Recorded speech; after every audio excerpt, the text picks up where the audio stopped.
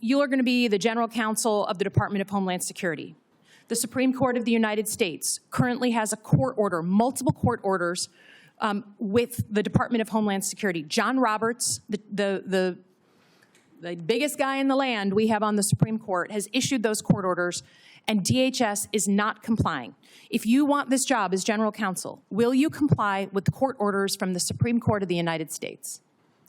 Well, thank you, Senator. I have some awareness of that situation in my role as senior counselor. If confirmed, as I said, it is this administration's policy to follow court orders. It's not this administration's policy. They're not. Can you agree that right now they are not implementing Supreme Court court orders? You can't say it's policy if they're not implementing them. I absolutely disagree with that. So there's multiple aspects to facilitating the return of somebody. One of them is the DHS side of it, which is, we call it eliminating domestic obstacles to return. So if someone shows up at a port of entry, we'd make sure they get in the country. The second piece would be international negotiations, because the individuals are in the custody of a foreign government. So that's a State Department piece.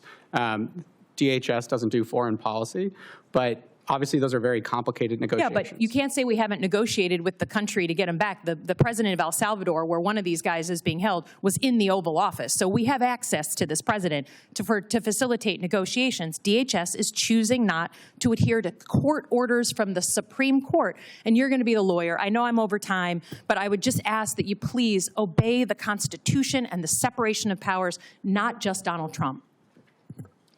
Senator